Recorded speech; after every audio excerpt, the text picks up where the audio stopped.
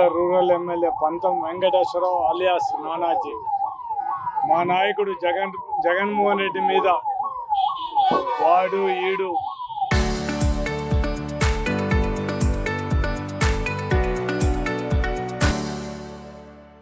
నీకు ధైర్యం ఉంటే పులివెందులు కాదు కాకినాడ పోటీ చేయమని చెప్పడం.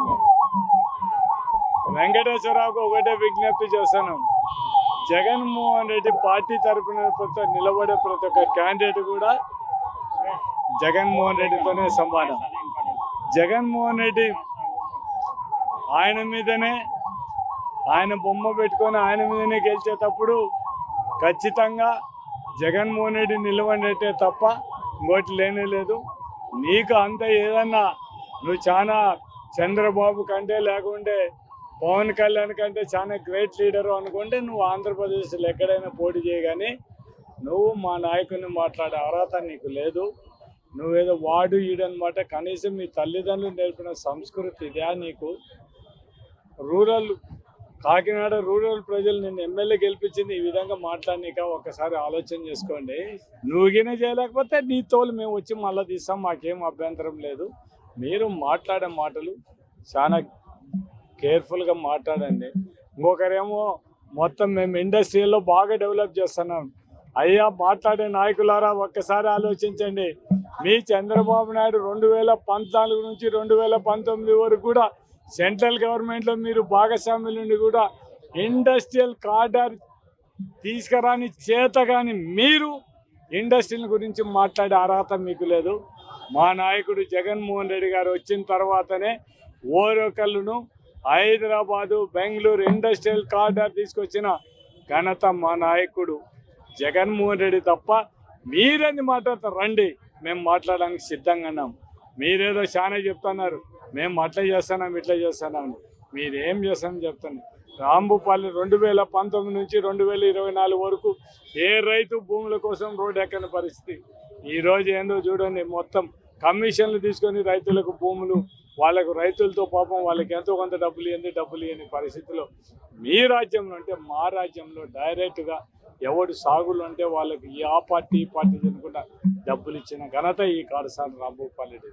మీరు మాట్లాడడానికి మీకు అర్హత కూడా లేదు.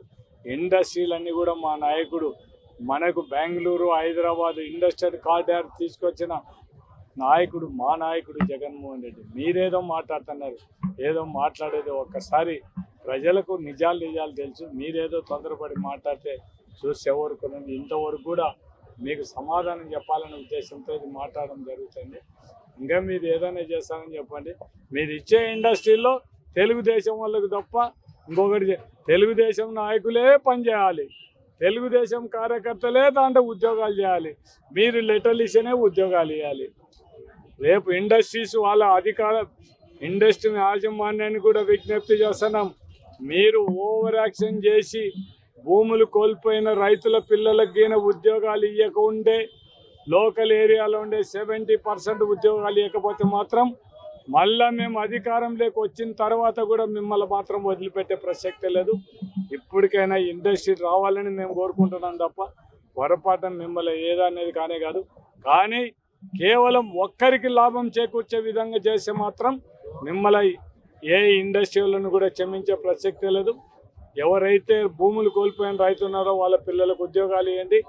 ఆ లోకల్ ఏరియాలో ఉండే వాళ్లకు 70% ఉద్యోగాలు ఇవ్వండి, మాకు అభ్యంతరం లేదు. కానీ మీరు తెలుగుదేశం వాళ్ళకే వాళ్ళు చెప్పిన వాళ్ళనే ఇసుక తోలాలా, వాళ్ళు చెప్పిన వాళ్ళే కంకర తోలాలా, వాళ్ళు చెప్పిన వాళ్ళే గ్రావెల్ తోలాలా అనే పద్ధతి కాన్సెప్ట్ మానుకోకపోతే మాత్రం మళ్ళా 2029లో సీన్ రిపీట్ అయితే మీ పరిస్థితి ఒక్కసారి ఆలోచించుకోమని చెప్తాను. మీరు ప్రతి ఒక్క నాయకుడు కూడా రాజకీయ నాయకుడు మనం తెలుసుకోవాల్సింది ఒకటే, ప్రజలను మనం నమ్మి ఓట్లేసిన ప్రజలకు న్యాయం జరగడానికి అది చూడండి తప్ప మనం ఇష్టం వచ్చినట్టు మాట్లాడి మీకు ఏ బూతులు వస్తాయో మాకు కూడా వస్తాయి, అంతకంటే ఎక్కువ తిట్టగలం.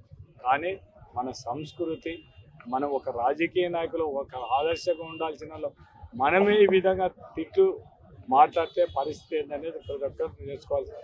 2023 చట్ట ప్రకారం బిఎన్ఎస్ చట్ట ప్రకారం మీరు ఇట్లా ఎవరైనా కూడా ప్రజలను ప్రేరేపించే రాగద్వేషాలు ప్రేరేపించే విధంగా ఖచ్చితంగా మీ మీద కేసు పెట్టడానికి ఉంది. కాబట్టి ఆ ఉద్దేశంతోనే ఈరోజు 4th టౌన్ పోలీస్ స్టేషన్ నుంచి కంప్లైంట్ చేయడం జరిగింది.